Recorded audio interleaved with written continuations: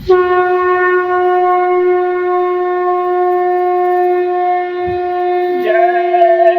गुरुदेव, जय गुरुदेव। बचो और बचाओ, शाकाहार अपनाओ, जान बचाओ, देश बचाओ, देश के वीरों आगे आओ।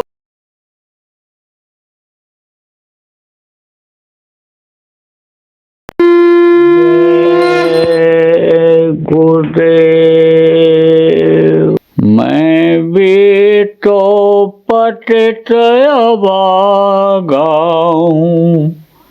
युग युग का सोया जागाऊं। अब हुआ अब सब सौंपवार, पतवार तुम्हारे हाथों में, गुरुदेव तुम्हारे हाथों में।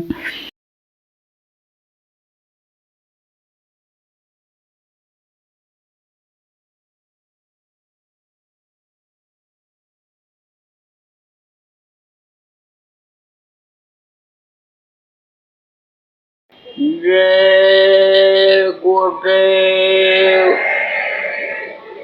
सर्वसमर्थ, सर्वत्र स्मरणीय परम पूज्य गुरु जी महाराज, उपस्थित सभी सत्संगी धर्म प्रेमी भाई बहन, बच्चे तथा बच्चियों, गुरु महाराज की अपार दया मेहर हुई 25 जून 2019 को जंगीपुर, हंसराजपुर जिला गाजीपुर के आप सभी प्रेमियों का सायंकाल के बेला में सत्संग के माध्यम से दर्शन का अवसर मिला। आप लोगों के ऊपर भी उस मालिक की दया कृपा मेहरबानी हुई।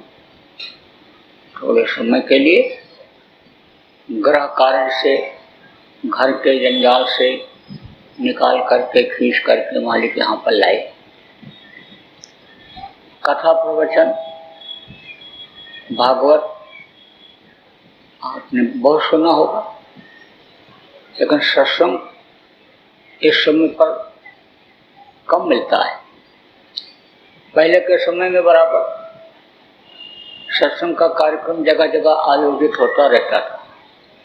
सत्संग लोग सुनते थे, लोगों को सुनवाते थे। जब सत्संग मिलता था तब आज की तरह से तकलीफें नहीं थी।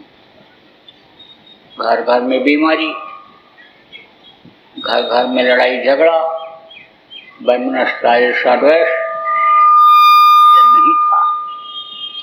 रुपया पैसा बहुत कमाते हैं लेकिन बरकत नहीं होती है। कहते कमाता बहुत हूँ, पता नहीं कहाँ चला जाता है। न समय पर जाड़ा हो रहा, न समय पर गर्मी हो रही, न समय पर बरसात हो रही। तो उसका कारण क्या है? कारण यह है कि जो सत्य रूपी धर्म था, अहिंसा सेवा परोपकार रूपी धर्म था, उसको लोग भूल से गए। झूठे लेना झूठे देना, झूठे भोजन झूठ से बना हो गया। हिंसा हत्या बहुत होने लग गई। सेवा भाव लोगों के अंदर से खत्म हो गया। पहले ऐसा नहीं था। कोई किसी को जबान दे देता, पूरी जिंदगी निभाता था। आज की तरह से हिंसा हत्या नहीं थी, सेवा भाव बहुत था। कोई किसी के दरवाजे पर शाम को पहुंच जाए तो लोग भोजन खिलाते थे और रहने की जगह देते थे। खुश हो जाते थे कि मेहमान नहीं भगवान आ गए, बगैर बुलाए आ गए। आप समझो कि परोपकार की भावना लोगों में बहुत ज़्यादा थी। आज जैसा नहीं था कि खाने को नहीं मिलता है तो फैला ही देंगे, खाने नहीं देंगे, ये चीज़ नहीं थी। जब लोगों में सच्चाई ईमानदारी थी, जब लोगों की नीयत अच्छी थी, तो समय पर जाड़ा गर्मी बरसात होती थी, अन्न धन की कमी नहीं रहती थी। लोग थोड़ी देर भगवान का भजन करते थे, लेकिन वो उससे तो हो गए दूर, शरीर के लिए ही सब कुछ करने में लग गए। खाने का इंतजाम शरीर के लिए, कपड़े का इंतजाम शरीर के लिए, घर मकान बनाओ शरीर की रक्षा के लिए, बाल बच्चों को पाल पोस के बड़ा करो, पढ़ाओ लिखाओ कि 2 रोटी कमा करके लाएंगे खिलाएंगे शरीर को। लेकिन शरीर का कोई ठिकाना है? आदमी सुबह घर से निकले, कोई गारंटी है कि 2 घंटे के बाद ठीक ठाक घर में वापस आ जाएगा? और देखो खाने के बाद किसी को पता चलता है क्या खाए थे, और सोने के बाद पता रहता है कहाँ सोए हैं। चाहे बढ़िया से बढ़िया खुशबूदार खाना कोई खा ले और चाहे सूखी रोटी खाए, लेकिन सुबह जब जाएगा मल त्यागनी तो एक ही जैसा बदबूदार दोनों का निकलेगा। अब आप देखो कि चाहे कोई मोटे गद्दा पर सो जाए और चाहे चटाई पर जमीन में सो जाए, उठेगा तो तरोताजा ही महसूस करेगा, लेकिन बस खाने पीने और मौज मस्ती में ही समय को निकाल दे रहे। इस मनुष्य शरीर की कीमत को नहीं समझ रहे। यह देव दुर्लभ शरीर है, देवता इसके लिए 24 घंटे तरसते रहते हैं। नर समान ने कौनो देही, जीव चराचर जाचते ही। जितने भी चराचर के जीव सब इस मनुष्य शरीर के लिए प्रार्थना करते रहते हैं। थोड़े समय के लिए भी अगर हमको मनुष्य शरीर मिल जाता तो हम अपना काम बना लेते। अब अपना काम क्या है और पराया काम क्या है? इस वक्त पर इंसान जो करने में लगा हुआ वो है पराया काम। घर मकान बनाते कहते मेरा घर बन रहा है, दुकान मेरी है, गाड़ी घोड़ा मेरा है, रुपया पैसा बैंक का बैलेंस मेरा है, और आंख बंद हो गई तो किसका हो गया? आप देखो बहुत से लोग रुपया पैसा यहाँ से ले गए विदेशों में रख दिया, आंख बंद हो गई, बताया भी नहीं किसी को, और आंख बंद हो गई। अब वो किसका हो गया? उसी देश का हो गया। अगर कैसा कोई कानून नियम बने, नीति बने, उदारता आवे देशों में, वो दे दें, वो बात तो अलग है, लेकिन ऐसे अब उनका हो गया, उसका नहीं रहा। तो यहाँ की जितनी भी चीज़ें हैं ये तो अपनी कुछ हैं ही नहीं। अब इसको आदमी ये समझे कि ये हमारी है तो समझो यही बहुत बड़ा भ्रम और भूल है। माया छाया एक सी, बिरला जाने कोई, भक्ता के पीछे फिर सन्मुख भागे सोए, परछाई की तरह से ये चीज़ें हैं। तो ये अपना काम नहीं। अपना काम क्या है? धाम अपने चलो भाई, पराए देश नहीं फंसना। ये काल भगवान का देश है। जिनको लोगों ने ईश्वर कहा, खुदा कहा, भगवान कहा, ये उनका देश है। इस देश को सबको छोड़ना पड़ता है। देखो एक से राजा महाराजा हुए, सेठ साहूकार हुए, पंडित मुल्ला पुजारी हुए, जोशी विद्वान हुए, राम जैसे भगवान हुए, कृष्ण जैसे भगवान हुए, सबको छोड़ना पड़ा, जाना पड़ा। तो इस देश को छोड़ो और अपने घर अपने वतन मालिक के पास चलो, जहाँ कोई अंधेरा होता ही नहीं, उजाला ही उजाला रहता है, परम प्रकाश रूप दिन राती। नहीं कछु चाहिए दिया घृतवत।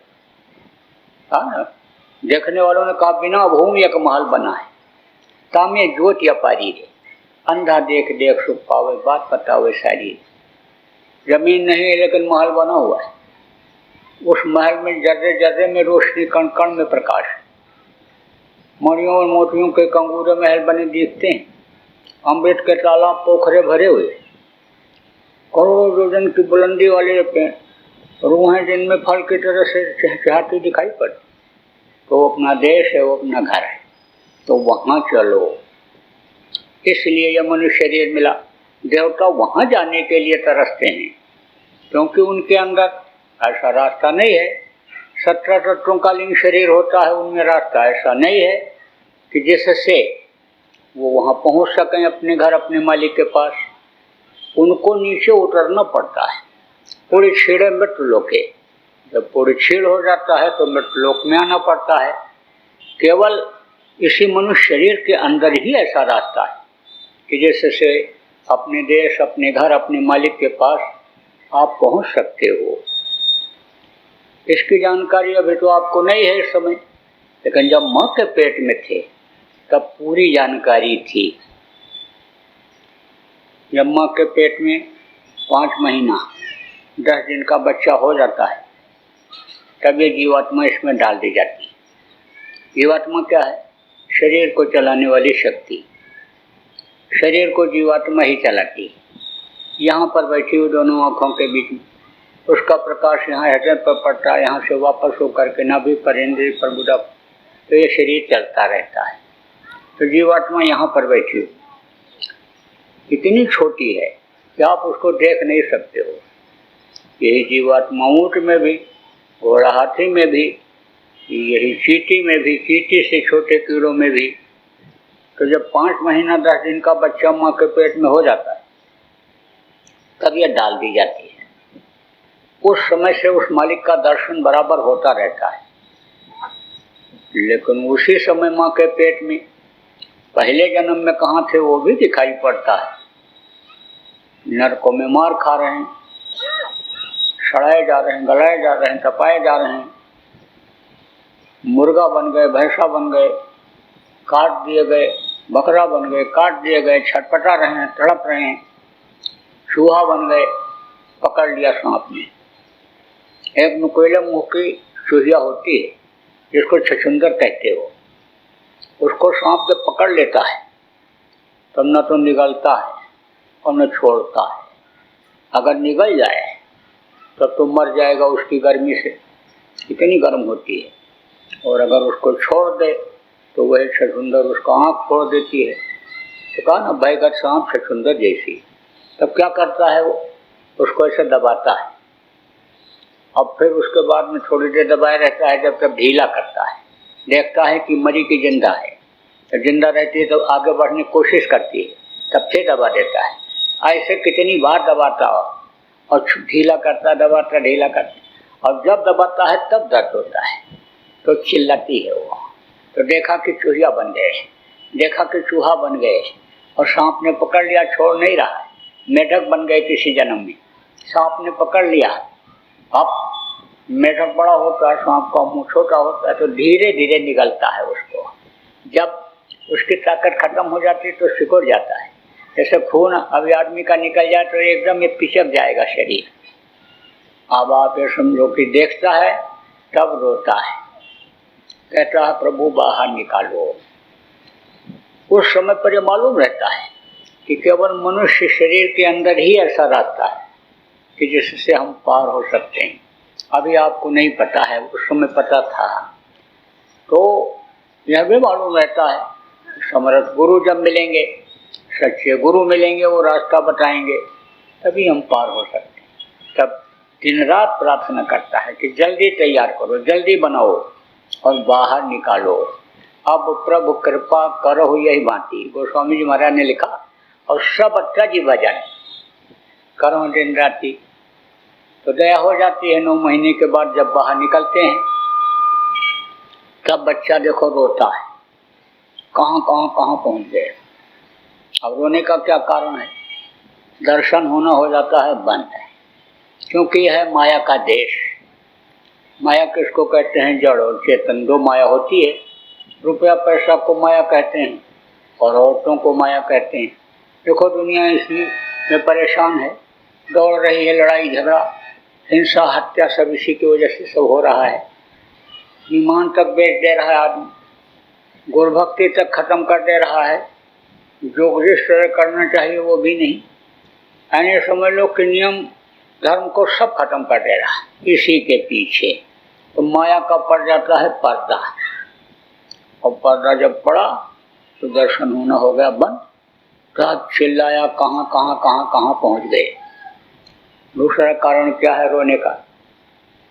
माँ के पेट में जब बच्चा रहता है तो बहुत मुलायम, कोमल उसकी खालें रहती हैं, और जब बाहर निकलता है तो ये गर्म हवा, ठंड हवा इस कदर लगती है तो मालूम पड़ता है जैसे कोई सुई चुभ हो रहा हो।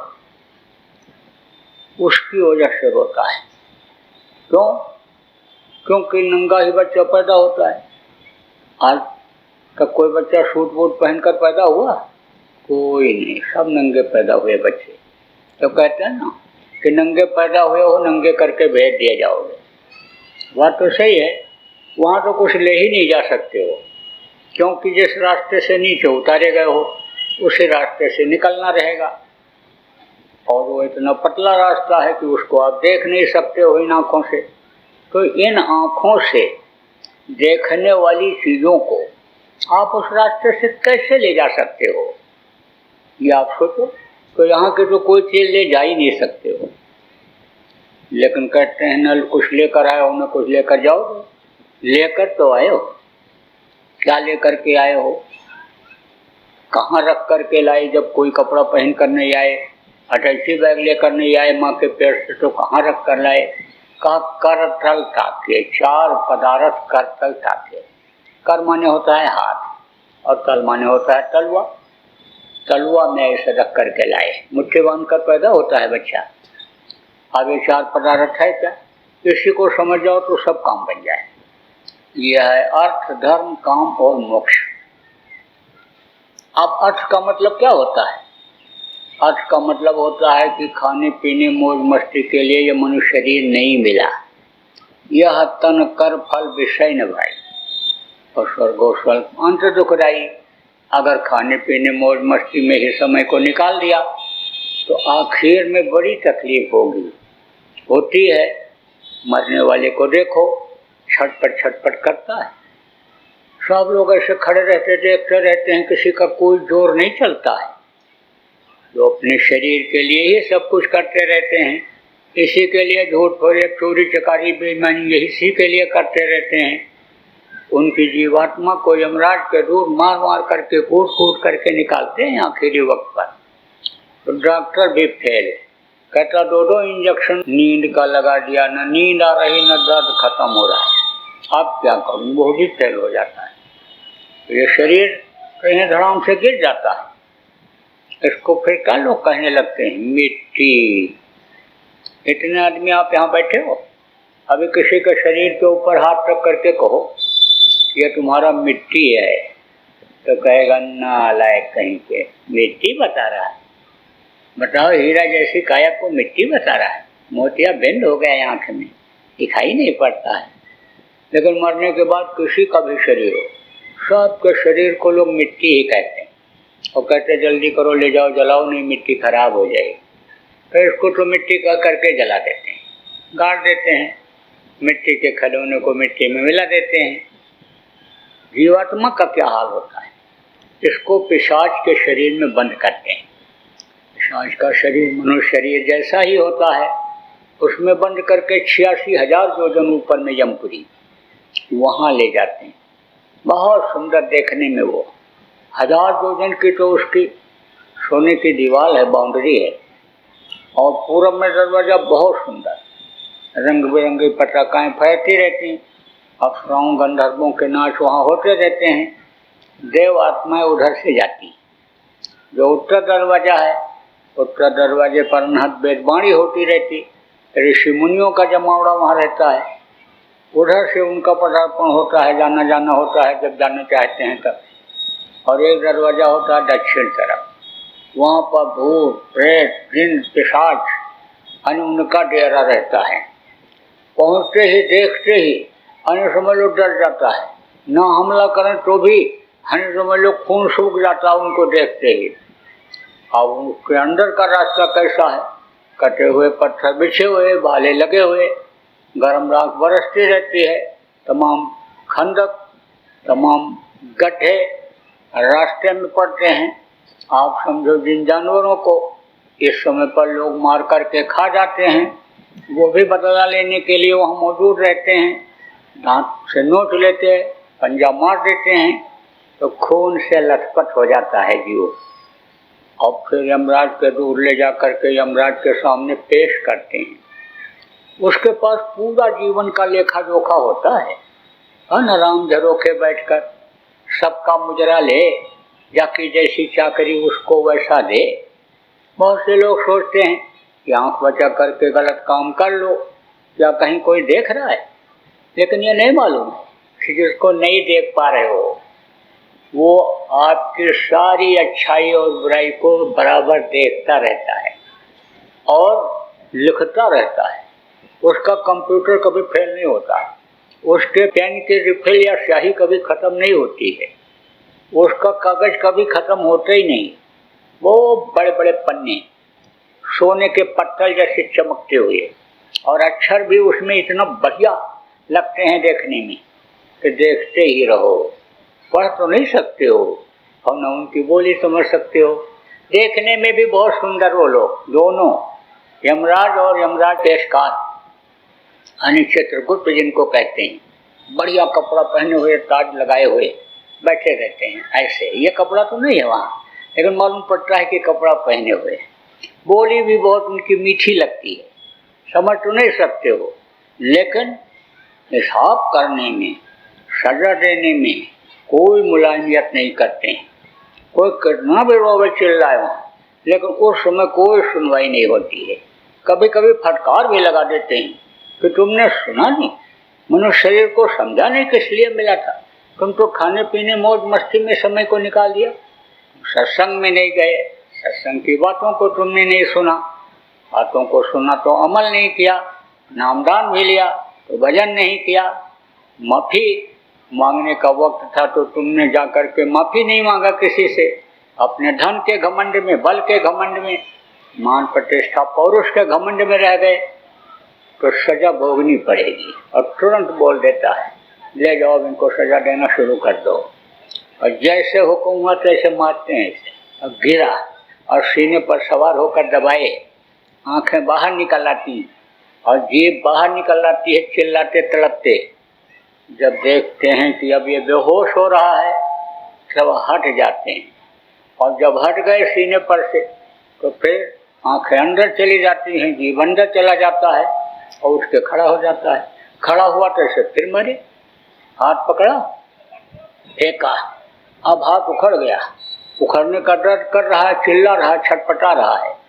तब देखा बेहोश हो रहा है तब फिर फेंक दिया इसे और फिर जुड़ गया, और फिर उसके बाद में उखाड़ा, फिर ऐसे पैर पकड़ करके फेंका, पैर उखड़ा, काटते हैं फिर जोड़ते हैं, फिर काटते हैं फिर जोड़ते हैं, आंखें तोड़ करके वो मारते हैं, भगता है, गिरता है, हाथ पैर टूटता है। यानी सजा भोगने के लिए ही वहाँ भेजा जाता है। और उसके बाद इस तरह की सजा देने के बाद यानी अलग अलग गलती की अलग अलग सजा होती और अलग अलग नर्क होते हैं। जैसे यहाँ इस भारत देश के आने समझ लो कि संविधान में अलग अलग गलतियों की अलग अलग धारा है, अलग अलग सजा है। एक ही आदमी को कई धाराएं लग जाती हैं तो कई तरह का सजा भोगना पड़ता है। 10 साल की सजा, 2 साल की सजा, आजीवन कारावास। तो बहुत से लोग तो एक एक सजा को भोगने में ही अपनी जिंदगी वहीं बिता देनी पड़ती है। तो अब आप समझो इसी तरह से नर्क है, टट्टी का नर्क अलग, पेशाब का अलग, मवाद का अलग, कांटों का अलग, मुर्दों का अलग, उसमें बहुत दिन रहना पड़ता है। उसके बाद में जब वहाँ से छुटकारा मिलता है, सजा पूरी हो जाती है, तो कीड़ा मकोड़ा, सांप गोजर बिच्छू के शरीर में यानी घोड़ा गधा मुर्गा भैंसा के शरीर में यही जीवात्मा डाल दी जाती है। अब बिच्छू सांप के शरीर में क्या रहता है? जहर भरा हुआ रहता है। एक सांप अगर दिखाई पड़ जाए यहाँ, सब भगोगे, एक दूसरे के ऊपर गिर गिर पड़ोगे जान बचाने के लिए। लेकिन सांप को अगर आदमी दिखाई पड़ जाए तो रास्ता बदल देता है, जब तक दबता नहीं है पैर से या किसी चीज़ से तब तक नहीं काटता है, तो वो अपनी जान बचाता है। तो जान बचाते फिर गाय और बैल की ऊन मिलती है। गाय और बैल की ऊन के बाद फिर 9 महीने माँ के पेट में लटकना ही पड़ता है। और माँ से अगर कोई खाने पीने में, चाल चलन में गलती बन गई तो लूले लगड़े अंधे कोढ़ी अपाहिज पैदा हो जाओ। एक ही माँ बाप के 2 बेटा, तो कहते हैं कि एक बड़ा बुद्धिमान है और दूसरे को कहते हैं बड़ा मूर्ख, ये तो इसके समझ में कुछ नहीं आता है। अब आप सोचो कि एक ही रजबीर से दोनों बने, एक ही माँ ने दूध पिलाकर दोनों को पाला पोषा, तो एक बुद्धिमान और दूसरा बुद्धिहीन क्यों है? जो माताएं जिनके पेट में बच्चा रहता है, सत्य बोलती हैं, हिंसा हत्या नहीं करती हैं, जीवों पर दया करती हैं, सेवा भाव रहता है, भगवान को मानती हैं, पूजा पाठ करती रहती हैं, साधन भजन करती रहती हैं, उनके बच्चे अच्छे से पेट में बन करके पल करके और बुद्धिमान पैदा होते हैं। और जो ऐसा नहीं करती, उन्हीं के लूले लंगड़े अंधे कोढ़ी अपाहिज आप समझो कि बुद्धिहीन पैदा हो जाते हैं। अब आप ये समझ लो कि हाथ नहीं बन पाया, आँख नहीं बन पाई, कान नहीं बन पाया, तो भी जिंदगी बेकार है। भजन करके आप कैसे पार हो सकते हो? आपको साधन ही नहीं मिला उस तरह का, कैसे पार हो सकते हो? तो कहा ना कि जब उस मालिक की दया कृपा हुई तब यह मनुष्य शरीर मिला। कबहु कृपा करे नर्तन दे अदेत ईश बिन हेसनी। जब उसकी कृपा दया मेहरबानी हुई और माता पिता का आशीर्वाद आने समझ लो कि आपके ऊपर रहा, संयम नियम का दोनों ने पालन किया, तो अन्य मनुष्य शरीर आपको मिला। अब ये मनुष्य शरीर फिर जल्दी मिलने वाला नहीं है, इसलिए इस जीवात्मा पर जो शरीर को चलाने वाली शक्ति है जीवात्मा, इस पर करो दया। दया धर्म तन बसे शरीरा, दया ही बहुत बड़ा धर्म होता है, तो इस पर करो दया। अर्थ धर्म सबसे बड़ा धर्म क्या है कि दया धर्म, तो इस पर दया करो, जीवों पर दया करो। जीवों पर दया तो लोग बताते हैं, लेकिन जीवात्मा की दया नहीं बताते। तो जीवात्मा पर दया करो, ये नरक जाने पावे। अशिला काम क्या है? अर्थ धर्म काम। अशिला काम क्या है कि इसको मुक्ति मोक्ष दिला दो, ये फिर वापस इस दुख के संसार में न आवे। मुक्ति मोक्ष किसको कहते हैं? आप उधर शमशान घाट की तरफ जाओ तो सब जगह तो नहीं, लेकिन कहीं कहीं लिखा रहता है मुक्ति धाम, मोक्ष धाम। अब कोई मुर्दा लेकर के गया जलाने के लिए और जला नहीं पाया तो वापस नहीं जाता है, शायद 2 दिन लग जाए, जला के ही आता है। ऐसे जीवात्मा जहाँ से वापस ना आवे, वहाँ वो मुक्ति की जगह होती है, तो वह है सतलोक। वहीं से ये नीचे जीवात्मा उतारी गई है, और वहाँ जब तक नहीं पहुँचेगी तब तक ये फंसी हुई रहेगी। तो इस शरीर के अंदर ऐसा रास्ता है कि उससे आप इसको वहाँ पहुँचा सकते हो। और अगर आपने ऐसा काम नहीं किया तो रोते ही रोते जिंदगी खत्म हो जाएगी, और रोते ही रोते चले जाओगे। कैसे रोना धोना होता है भी बता दें। पैदा हुए तब रोए, दूध नहीं मिला तब रोए, स्कूल जाने को हुआ तब रोए, लड़कों में झगड़ा हुआ तब रोए, पढ़ नहीं पाए फेल हो गए तब रोए, पास हो गए नौकरी नहीं मिली तो रोए, नौकरी मिल गई और वहाँ नहीं निभ पाया, अधिकारियों को नहीं खुश कर पाए, काम ठीक से नहीं किए, निकाले गए तो रोए, शादी नहीं हुई तो रोए, और शादी हो गई तो रो रहे हैं। जिनके बच्चे नहीं हैं, बच्चों के लिए देखो बलि तक चढ़ा देते हैं लोग, जानवरों को काट करके और मूर्तियों के सामने चढ़ा देते हैं कि लड़का पैदा हो जाए। कितना बड़ा पाप कर डालते हैं। जिस जीव को बना नहीं सकते हो, मारने का अधिकार आपको कहाँ से आ गया?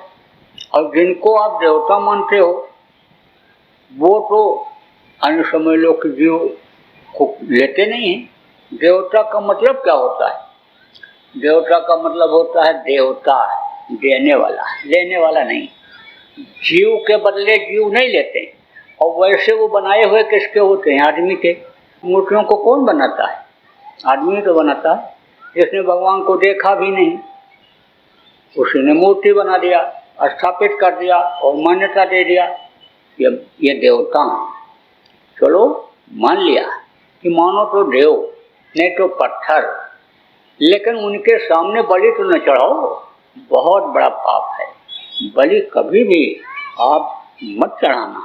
अगर आप कोई चढ़ाते हो इसमें से तो जिसके बच्चे नहीं होते बलि भी चढ़ा देता है। अब जिसके 4 बच्चे हैं, और दादाजी आप बड़े भाग्यशाली हो, आपके 4 बच्चे, 4 बहुएं, खूब सेवा करते होंगे। तब बुद्धा कहता है जब मर जाते तो ठीक था, ये जीने नहीं दे रहे, जान के लाले पड़ रहे। अब बैठ जाओ उसके पास, धीरे धीरे पूछो तो सब बता देगा। कहो काका, आपने तो बहुत मेहनत की अपने बच्चों को पढ़ाने लिखाने में, आप तकलीफ सहे लेकिन बच्चों को तकलीफ नहीं होने दिए, और बच्चे पढ़ लिख भी ले गए और पढ़ी लिखी बहू भी ले आए और कमा धमा भी रहे हैं, तो आप ऐसा क्यों कहते हो? क्या आपकी बहू बनाती खिलाती नहीं ठीक से बढ़िया से आपको? क्या बच्चे रुपया पैसा कमा कर नहीं लाते देते? क्या बच्चे आपकी सेवा नहीं करते हैं, हाथ पैर नहीं दबाते हैं? तब बुढ़ा कहता है, क्या बनाती क्या खिलाती है बहू, वो तो बनाती जाती है खाती जाती है उसी हाथ से। काका ऐसा क्यों करती है? पूछा तो कहती टेस्ट करके बनाती है। तो काका टेस्ट करके क्यों बनाती है? अरे उसकी माँ ने रोटी बनाना सिखाया ही नहीं, बस पढ़ाती रही पढ़ाती रही पढ़ाती रही। अरे रोटी बनाना, चौका लगाना, बर्तन धोना, कपड़ा धोना, ये तो बुनियादी काम है, इसको सिखाना चाहिए। तो काका ये बताओ सही सही बात कि बच्चे आपको रुपया पैसा कमा कर लाकर देते नहीं हैं? क्या लाते हैं क्या देते हैं उनका तो कुछ समझ में नहीं आता। क्या खाते हैं क्या पहनते हैं उनका तो कुछ समझ में नहीं आ रहा। काका कैसे?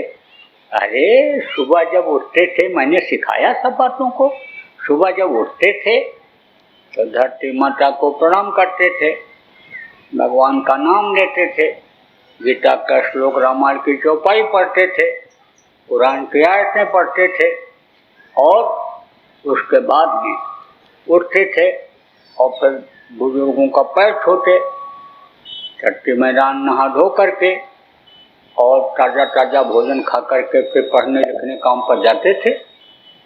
तो काका अरे अब तो 9 बजे फिल्मी गाना गाते हुए उठते हैं, खड़े खड़े टट्टी, खड़े खड़े पेशाब, खड़े खड़े खाना। तो काका आपने समझाया नहीं? अरे क्या समझाएं, एक दिन कहा बैठ के आराम से ताजी रोटी खा ले, तब कहता नहीं डबल रोटी खाकर चले जाएंगे। 7-7 दिन की बनी हुई डबल रोटी कहते हैं खाते हैं। कपड़ा तो उनके शरीर पर छोटा ही होता चला गया, जैसे जैसे कमाई बढ़ी। बताओ नेकर पहन करके, बनियान पहन करके चले जाते हैं, फटा पैंट पहनते हैं, जो लड़का पहनता वही बहू पहनती है, मैं तो देख नहीं पाता हूँ।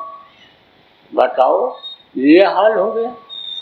तो उस काका समझाया नहीं? अरे कहा तब कहते हैं यही फैशन है, बड़े आदमी पहनते हैं इसको। तो काका सही सही बताओ, रुपया पैसा देते नहीं? रुपया पैसा क्या कमाते क्या खाते, हमको तो लग रहा है उनकी कुछ बचत होती ही नहीं। तो काका ऐसा क्यों? अरे भाई लक्ष्मी को जब कमा करके लाते हैं आदर के साथ सम्मान के साथ, तब तो वो रुकती हैं। जुआ में दांव में लगा करके जीत करके जुआरी लाता है तो उसके पास रुपया पैसा रुकता है? ये तो बस ऐसे ही इधर से यहाँ से मिल जाए वहाँ से मिल जाए, उधर बूंद उठा पटकी करके लाते हैं, तो इनको बचता ही नहीं। जय गुरुदेव। बाबा उमाकांत जी महाराज अपने ही प्रेमियों के सहयोग से संस्था द्वारा जनहित का कार्य करते हैं। किसी भी व्यक्ति, संस्था व सरकार से कोई भी चंदा, चुटकी व अनुदान नहीं लेते और किसी भी तरह का व्यापार भी नहीं करते। इसलिए आप श्रोताओं को बताया जा रहा है कि बाबा जी के नाम पर किसी भी प्रकार का धन मांगने वाले व व्यापार में प्रचार करने वाले लोगों से होशियार रहिएगा। आपसे यही कहना है कि सत्संग सुनो, समझो और अच्छा लगे तो मानो। आने वाली बीमारी तकलीफों से बचने के लिए कुदरत व सरकारी नियम का पालन करो। आपके सुझाव के लिए व्हाट्सएप नंबर 9575600700। जय गुरुदेव, जय गुरुदेव।